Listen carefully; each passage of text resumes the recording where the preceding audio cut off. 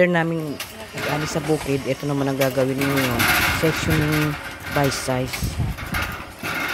Gamit ang machine. Bali pang tanim namin niya sa plastic house para gawing bulaklak.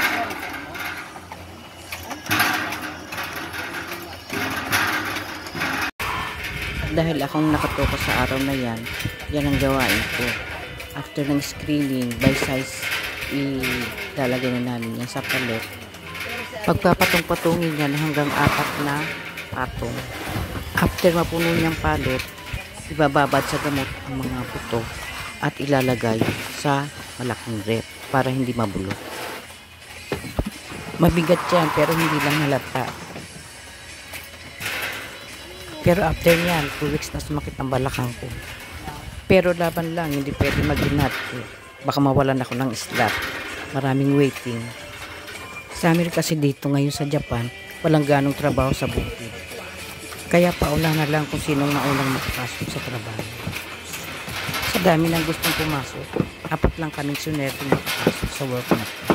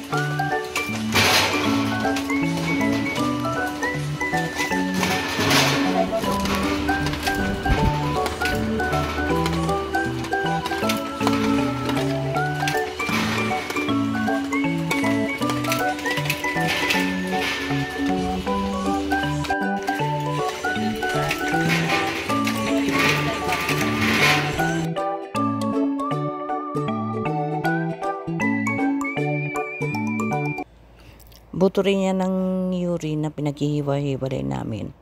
Tapos, isasabog yan. Itatanim din yan, pero pasabog, hindi na iisa-isahin. Diyan na ulit magsisimula ang panibagong binhi.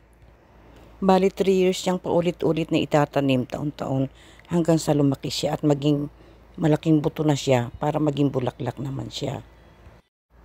At dahil natapos na nga namin yung malalaking buto, yung maliliit na buto naman ang isi-sectioning namin by size. Hindi namin siya gagamitan ng machine. Bali, mano-mano na namin siyang gagawin.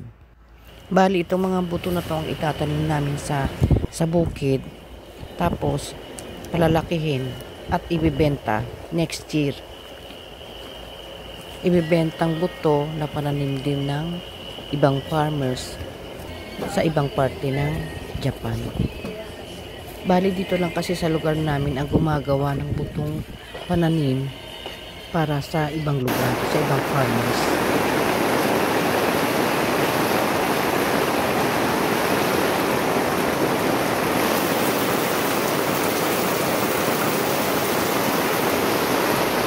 Hanggang dito na lang. Salamat sa panonood.